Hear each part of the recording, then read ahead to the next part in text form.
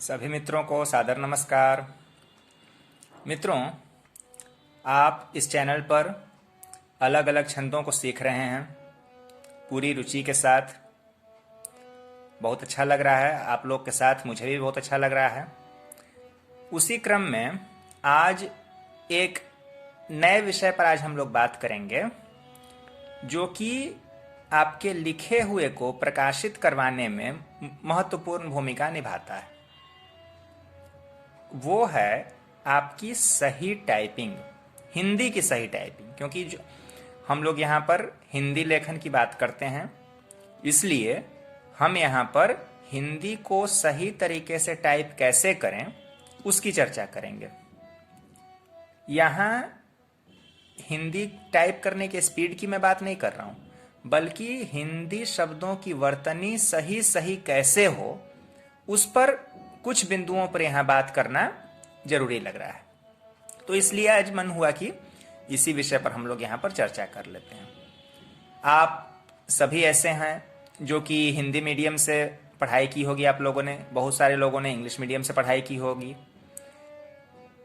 आप में से बहुत सारे लोग ऐसे हैं, ज़्यादातर लोग ऐसे हैं जो कि हिंदी बिल्कुल सही सही टाइप करते हैं। लेकिन कई बार अहिंदी भाषी लोगों को, या जो हिंदी भाषी भी हैं लेकिन उन्होंने पढ़ाई इंग्लिश मीडियम से की है, कुछ शब्दों में उनको दिक्कत होने लगती है या अनजाने में वैसी गलती हो जाती है। तो वैसी परिस्थिति में अगर आपकी टाइपिंग सही नहीं है, इस पूरे वीडियो को बनाने के पीछे मेरा उद्देश्य क्या है वो समझ लीजिए। अगर आपकी टाइपिंग में गलतियां हैं तो कई बार आपको ऐसी परिस्थितियों का सामना करना पड़ेगा कि आपकी रचना अच्छी होने के बावजूद अस्वीकृत हो जाएगी, क्योंकि संपादक वैसे में बार बार अशुद्धियों को देखकर खिन्न हो जाते हैं। कई बार ऐसा होता है कि संपादक अशुद्धियों वाली रचना को देखकर खिन्न होते हैं और उसको अस्वीकृत कर देते हैं। तो इसलिए कुछ बातों पर अधिक समय नहीं लेते हुए कुछ बातों पर मैं चर्चा आरंभ करता हूं कि देखिए, विशेषकर जिन्होंने इंग्लिश मीडियम से पढ़ाई की हो उनको यहां ध्यान देने की जरूरत है कि ई की मात्रा लगाने में ज्यादातर गलती हो जाती है। ये वाली और ये वाली, ये है बड़ी ई की मात्रा, ये है छोटी ई की मात्रा। तो मित्रों, ऐसी जब भी परिस्थिति आपके सामने आए ना, आप अपने उच्चारण पर ध्यान दीजिए। मैं क्या कह रहा हूं उस पर समझिएगा। आप अपना उच्चारण समझिए। जैसे दो शब्द आपके सामने हैं, पिता और पीता। दोनों का अपना अपना अर्थ है। अब आप अपना उच्चारण करके देखिए, इसको आप कैसे बोलते हैं? पिता। पी में क्या हुआ? उच्चारण छोटा हो रहा है। पीता, वह दूध पीता है। वह दूध पीता है तो हम नहीं कहते हैं, हम कहते हैं वह दूध पीता है, यानी पी पर ज्यादा जोर पड़ रहा है। तो यहां ऐसे शब्दों में जब ई की मात्रा का निर्धारण आप नहीं कर पा रहे हो तो उच्चारण पर ध्यान दीजिए कि आप उसको कैसे बोलते हैं। पिता बोलते हैं तो उसमें पी पर छोटी ई की मात्रा लग रही है। पीता बोलते हैं तो उसमें बड़ी ई की मात्रा लग रही है, और इस सिर्फ ई की मात्रा से इसका अर्थ ही बदल जा रहा है। तो अगर ऐसी गलती टाइपिंग में, अगर इसकी जगह पर आपने इसकी ई की मात्रा लगा दी और इसकी जगह पर इसकी ई की मात्रा लगा दी, तो पूरे वाक्य का अर्थ का अनर्थ हो जाएगा।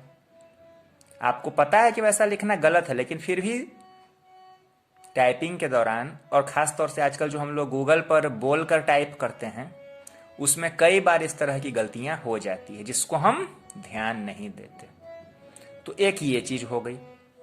इसके अलावा ये जो ऊ की मात्राएं हैं ना, इसको लगाने में भी ठीक यही प्रॉब्लम सामने आती है। इसी तरह की समस्या इसमें भी सामने आती है।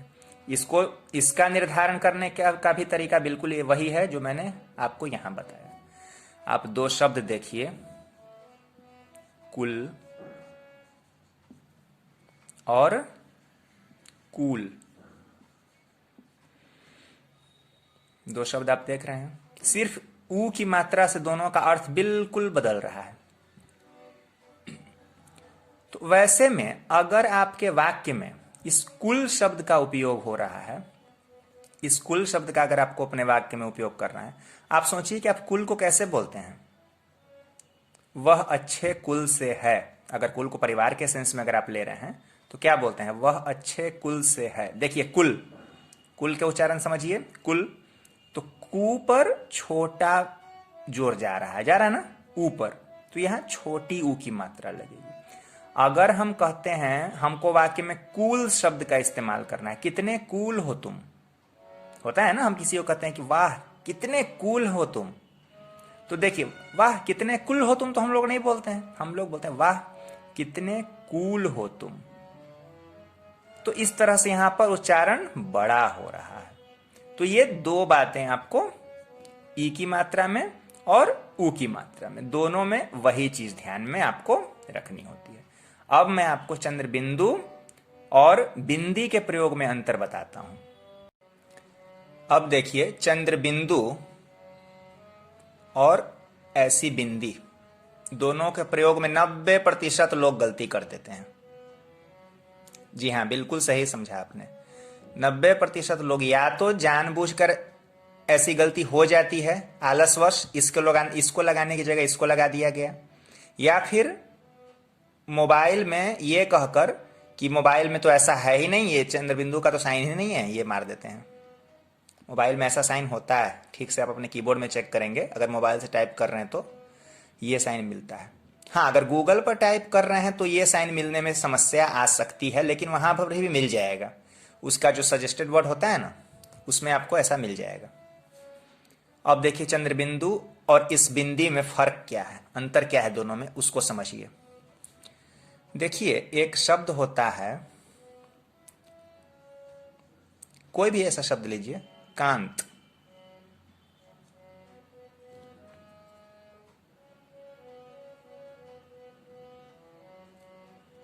आप लिखिए कांत। इसी को हम कैसे लिख सकते हैं, ऐसे भी लिख सकते हैं। तो ये जो बिंदी लगती है ना, इस आधे अक्षर के प्रयोग को रोकने के लिए लगती है। अगर हम इसको ऐसे लिख देंगे तो ये शब्द अशुद्ध हो जाएगा, ये तो अशुद्ध हो गया ना। तो इन दो प्रकारों से लिखा जा सकता है कांत को। तो ये जो बिंदी का प्रयोग होता है ना, इस आधे अक्षर को रोकने के लिए होता है, और इसका आरंभ भी हुआ इस आधे अक्षर के को लिखने से बचने के लिए, इसका आरंभ हुआ। नहीं तो शुद्ध तरीका यही है, कांत आधा अक्षर लिखिए आप। तो आधा अक्षर किसका चढ़ता है, इस शब्द का चढ़ता है। वो आधा अक्षर जिस पर चढ़ता है ना, वो किस वर्ग का है उस पर निर्धारित होता है। आधा न क्यों लगा, क्योंकि ये यहां त है, त यानी तवर्ग। तवर्ग का पंचम अक्षर, जिस वर्ग का वो वर्ण होता है ना, उसका पंचमाक्षर ही यहां पर आधे अक्षर में लगाया जाता है, और उसी पंचमाक्षर को यहां पर बिंदी के रूप में डिनोट किया जाता है। क्योंकि अगर हम कांत को ऐसे भी तो लिख सकते थे, लेकिन यह शुद्ध हो जाएगा, गलत हो जाएगा। तो खैर वो तो एक अलग बात हो गई। तो इसी आधे अक्षर का प्रयोग रोकने के लिए ना यहां पर ये बिंदी लगती है। अगर आपने इसको ऐसे लिख दिया तो इसका न सिर्फ उच्चारण बदलेगा, बल्कि यह शब्द भी गलत हो जाएगा। उस सेंस में अगर आपको कांत लिखना है तो, अगर ऐसा कोई शब्द यहां पर आ रहा है जिसमें ऐसे ही लिखा जाता है तो वो अलग बात है। जैसे आपने लिखा दांत, आप इसको दांत लिखा हुआ भी पढ़ते होंगे, लेकिन ये गलत तरीका है, क्योंकि यहां इसका मतलब ही शब्द का बदल रहा है, दांत हो रहा है, ये अलग अर्थ का शब्द हो जाएगा। दांत अगर हम टीथ, दंत के सेंस में अगर लिख रहे हैं ना, सही तरीका ये होता है। इन दोनों ध्वनियों में अंतर क्या है उसको समझना होगा कि जब हम चंद्र बिंदु लिखते हैं ना तो वो ध्वनि छोटी हो जाती है। जैसे सबसे बढ़िया उदाहरण देखिए, हंस और ये सॉरी हंस हंस है, ये हंस और हंस का सबसे बढ़िया उदाहरण है। आप उच्चारण से ये हंस, हंस जो है ना ये लाफ है, लाफिंग, कोई खिलखिलाकर हंस रहा है। और ये हंस वो चिड़िया वाला हंस है। आप हंस और हंस को कैसे बोलते हैं? अलग बोलते हैं ना। ये तो नहीं कहते हैं कि वो हंस रहा है। अगर कोई हंस रहा हो, लाफ कर रहा हो, तो लाफिंग को देख के हम ये तो नहीं कहते ना कि वो हंस रहा है, हम कहते हैं कि वो हंस रहा है। तो अब हम ये वाला बोलते हैं हंस। अगर हम किसी चिड़िया चिड़िया वाले अगर हंस को देखते हैं तो ये नहीं कहते देखो हंस जा रहा है, देखो हंस तैर रहा है, देखो हंस उड़ रहा है। हंस उड़ रहा है तो हम नहीं बोलते, हम कहते हैं कि हंस उड़ रहा है, हंस तैर रहा है। तो ये उच्चारण में यही अंतर है। मुख्य चीज, एक शब्द होता है फंस, फंस होता है ना, तो फंस में चंद्र बिंदु का प्रयोग होगा, क्योंकि अगर आपने इसको फन ऐसे लिख दिया तो ये हो जाएगा फंस, तो वह आदमी फंस गया, ऐसा कोई शब्द नहीं है, गलती हो जाएगी। तो ये एक बात है जो कि चंद्र बिंदु और इस बिंदु में आपको ध्यान में रखनी है। ये भी एक टाइपिंग का तरीका है। ठीक है, आइए अब कुछ और महत्वपूर्ण बिंदुओं पर बात करते हैं। अब देखिए, पूर्ण विराम पर हम लोग बात करेंगे। ये जो पूर्ण विराम है ना, इसको लिखने में भी बहुत बार गलती होती है। मित्रों, पूर्ण विराम सेंटेंस के लास्ट में लगता है, आपको पता है हिंदी में इस तरह का पूर्ण विराम लगता है ना, खड़ी डंडी। सेंटेंस लिखा और लास्ट में आपने पूर्ण विराम लगाया। तो अब जो अगला सेंटेंस शुरू होगा ना, यहां एक स्पेस लेने के बाद से शुरू होगा। और यहां जो आपने पूर्ण विराम लगाया ना, तो सेंटेंस खत्म होते के तुरंत बाद यहां पूर्ण विराम लग जाना चाहिए। ये नहीं कि आपने सेंटेंस लिखा, स्पेस ले लिया, पूर्ण विराम लगाया, फिर से स्पेस ले लिया और ये सेंटेंस लिख दिया। ये तरीका गलत है, ये तरीका गलत है, ये तरीका सही है। आपको सेंटेंस लिखना है और सेंटेंस का अंतिम वर्ण जहां पर रुके ठीक वहीं पर अगर आपका वाक्य खत्म हो रहा है तो आपको वहीं पर पूर्ण विराम देकर एक स्पेस लेना है और तब दूसरा वाक्य आपको आरंभ करना है। ये नहीं कि आपने वाक्य लिखा, स्पेस मारा, पूर्ण विराम दिया, फिर स्पेस मारा और फिर से यहां पर ये लगा दी। ठीक यही बात आपको इस अल्प विराम के साथ भी यही चीज होती है। आप कोई सेंटेंस लिखते लिखते लिखते लिखते अचानक से बीच में अल्प विराम लेना चाह रहे हैं, आपने अल्प विराम लिया, उसके बाद आपको यहां फिर स्पेस लेना है और तब यहां पर सेंटेंस का अगले सेंटेंस का जो दूसरा अगला जो भाग है, क्योंकि अल्प विराम तो बीच में ही लिया जाता है, लास्ट में तो लेते नहीं है। तो जो उसके बीच में जो हमने जहां पर उसको तोड़ा, जहां अल्प विराम लिया, वहां से एक स्पेस लेंगे और स्पेस लेने के बाद सेंटेंस का अगला भाग आरंभ करेंगे। और जो नियम इसमें था ठीक वही नियम इसमें रहेगा कि ये तरीका है आपका सही है। आपने सेंटेंस लिखा, स्पेस मारा, कॉमा लगाया, अल्प विराम, फिर से स्पेस लिया और सेंटेंस का अगला भाग शुरू कर दिया, ये गलत तरीका है। समझ में आ गया ना? ये चीज का बिल्कुल ध्यान रखिएगा, इससे आपकी टाइपिंग की स्किल का पता ऐसी बातों से चलता है। हाँ, और इसके साथ साथ लघु कथा और कहानियां जब आप लिखते हैं, कविताओं में तो ये चीज की जरूरत आमतौर पर नहीं पड़ेगी। लघु कथा और कहानियां लिखने में जब हम लोग संवाद लिखते हैं ना, एक पात्र ने ये चीज बोली, फिर दूसरे पात्र ने कुछ और बोला, फिर पहले पात्र ने उसका जवाब दिया, फिर इस पात्र ने यहां पर उसका उत्तर दिया। तो इन सब बातों को इन्वर्टेड कॉमा के अंदर लिखने की आदत डालिए। समझे? आपको ये सब बातें मालूम हो सकती है, लेकिन या तो जल्दबाजी में या फिर गूगल टाइपिंग बोल के करने के चक्कर में ये सब बातें छूट जाती है। तो ये ऐसा मत करिए। ये हुआ सही तरीका। दो पात्रों के बीच जब संवाद चल रहा हो ना, तो संवाद को इन्वर्टेड कॉमा के अंदर लिखिए और इंटर मार के लिखिए। ये ना कि एक ने यहां बोल दिया, दूसरे का फिर यहां बुलवा दिया, तीसरे को फिर आपने यहां बुलवा दिया,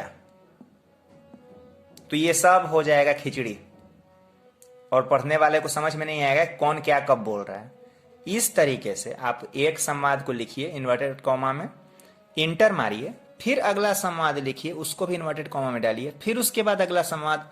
जो भी संवाद शैली है ना, उसको इस तरह से लिखने का अभ्यास करिए। ठीक है? तो मित्रों, आपने वीडियो यहां तक देखा है, इससे आपकी रुचि का पता चलता है कि आपको सही टाइपिंग की स्किल सीखने में रुचि है। आपका बहुत बहुत स्वागत है। वीडियो पसंद आया हो तो लाइक करें, कहीं कोई कन्फ्यूजन हो अवश्य पूछें, और हमारे साथ बने रहें। हम लोग इसी तरह से प्रयास करेंगे कि एक दूसरे के साथ चर्चाएं करते रहें। ठीक है?